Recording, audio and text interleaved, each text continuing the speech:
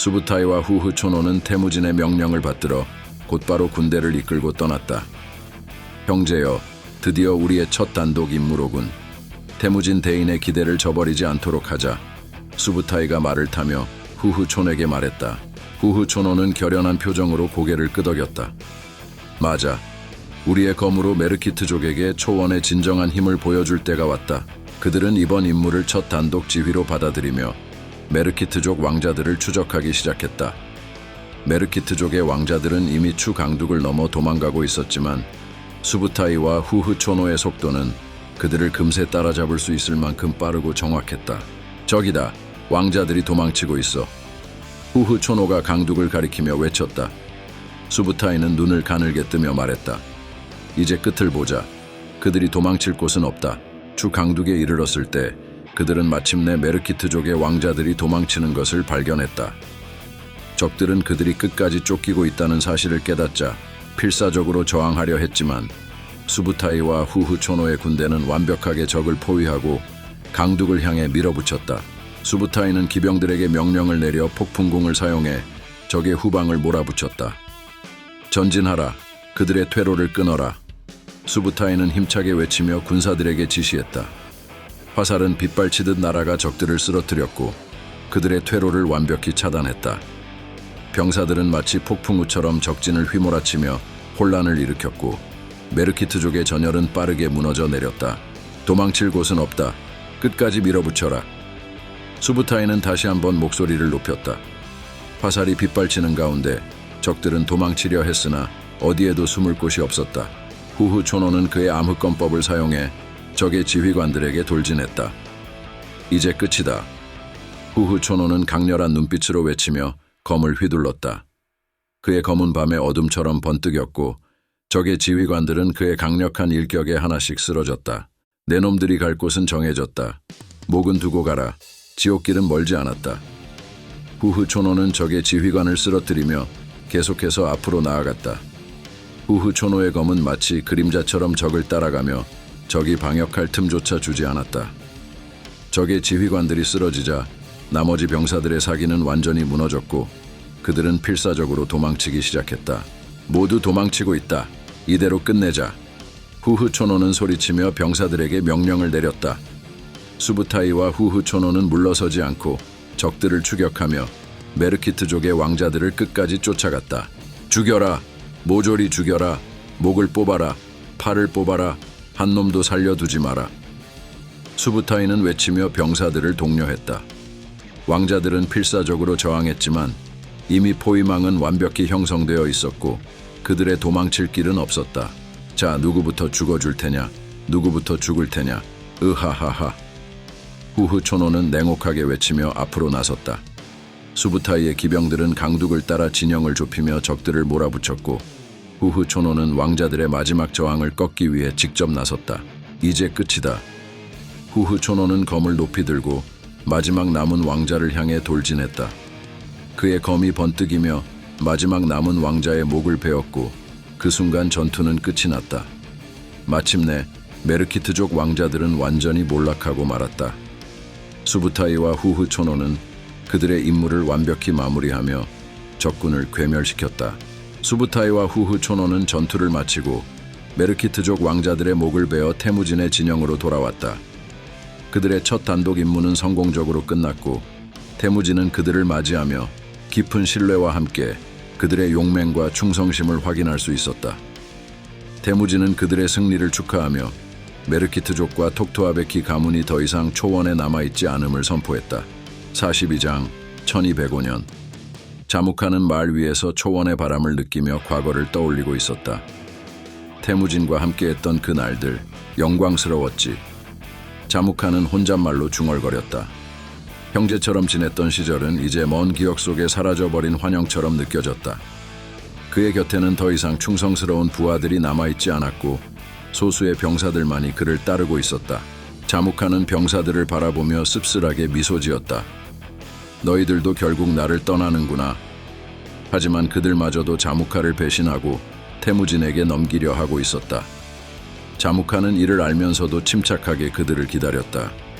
그는 자신의 운명이 태무진에게 잡혀가는 것임을 알고 있었다. 이렇게 끝이 나는 건가? 자무카는 조용히 중얼거렸다. 그는 병사들이 자신을 넘기도록 할 생각이었고 그들이 무엇을 원하는지도 잘 알고 있었다. 병사들은 배신을 통해 살아남으려 했지만 자무카의 마음속에는 이미 결단이 서 있었다. 배신을 통해 살아남고자 하는가? 모두들 목숨을 위해 그렇게도 간절한가? 자무카는 병사들을 향해 씁쓸하게 웃으며 말했다. 그때 젤메가 태무진의 명령을 받고 자무크에게 다가왔다. 젤메는 자무카 앞에 서서 태무진에게 전할 말을 기다렸다. 태무진 형제에게 이르거라. 자무카가 천천히 말했다. 나는 내 형제를 잘 안다. 내 주군을 배신한 자들을 결코 사람으로 보지 않는다는 것도 알고 있다. 주인을 배반한 이 배신자들을 내가 어떻게 하면 좋을지 태무진에게 묻고 오라. 젤메는 그의 말을 듣고 고개를 숙인 채 돌아갔다. 돌아올 때가 되었군. 자무카는 속삭였다. 얼마 지나지 않아 젤메는 태무진의 검을 들고 다시 자무크에게 돌아왔다. 젤메는 조심스럽게 검을 내밀며 말했다. 태무진 칸이 뜻입니다. 자무카는 젤메가 내민 보검을 받아들며 미소를 지었다. 그래, 이것이 나의 마지막이군. 젤메, 고맙다. 너는 충실한 사자였다. 이 검은 그가 이제 무엇을 해야 하는지를 말해주고 있었다. 자무카는 그의 부하들을 하나씩 차례로 바라보았다. 그들의 눈에는 두려움이 가득했고 그 두려움 속에서 자무카는 결코 배신자를 용서하지 않겠다는 결심을 내비쳤다. 두려워하지 마라. 이게 너희가 선택한 길이다. 자무카는 낮은 목소리로 말했다. 그 말은 차갑고 단호했다. 한 병사가 떨리는 목소리로 말했다. 칸이시여, 살려주십시오. 우리가 잘못했습니다. 자무카는 그의 눈을 바라보며 고개를 저었다. 잘못이 아니다. 선택일 뿐이다. 그리고 선택에는 대가가 따르는 법이지. 그는 한 명씩 자신의 검으로 그들의 목숨을 끊었다. 이 모든 것을 말없이 단호하게 해냈다. 배신자들은 그의 손에 의해 쓰러졌고 자무카는 그들에게 은혜를 베풀지 않았다. 자무카가 태무진의 막사로 걸어 들어갔을 때 그곳에 있던 장수들과 병사들은 놀라움에 말을 잇지 못했다. 그가 아직 살아있다는 사실, 그리고 그가 스스로 걸어 들어왔다는 사실에 모두 당황했다. 하지만 태무진만은 차분하게 그를 맞이했다. 그는 자무카가 들어오는 것을 보자마자 따뜻하게 맞아주었다. 자무카 형제여. 태무진은 진심 어린 목소리로 말했다. 우리가 다시 만났구나. 그토록 많은 시간을 함께했지만 이렇게 다시 만나게 될 줄은 몰랐다. 우리가 함께했던 그 시절이 그립구나. 태무진과 자무카는 마유주를 마시며 밤새 이야기를 나누었다. 그들 사이에는 오랜 우정과 그리움이 깃들어 있었지만 동시에 너무나도 많은 강을 건너온 두 사람의 마음속에는 묵직한 슬픔이 자리하고 있었다. 우리 예전처럼 다시 친한 친구가 되자. 태무진이 제안했다. 이제 초원은 하나가 되었고 너와 내가 함께 이 세상을 정복할 수 있다. 네가 나의 곁에 있다면 이 세상은 우리 둘의 것이다. 태무진은 자무크에게 그의 오른팔이 될 자리를 제안했다. 자무카가 보르테를 구해주었고 그의 힘이 없었다면 태무진은 이 자리에 서지 못했을 것이다. 태무진은 다시 한번 자무카와 손을 잡고 세상을 정복하자는 꿈을 꾸고 있었다. 그러나 자무카는 그 제안을 거절했다. 그의 눈은 잔잔했지만 깊은 슬픔과 단호함이 스며 있었다. 태무진, 자무카가 천천히 말했다. 우리는 피를 나눈 형제였고 함께 싸우며 밤을 지새웠다. 그러나 나는 널 인정할 수 없었어. 내가 너보다 약해지는 것이 싫었다. 그게 나를 너무나도 괴롭혔지. 나보다 더 큰 너를 미워했고 무너뜨리고 싶었다. 부끄러운 마음이 든다. 자무카의 목소리는 가라앉아 있었지만 그 안에는 그의 깊은 후회와 과거를 돌아보는 자각이 담겨 있었다. 하지만 이제 초원은 너의 것이다.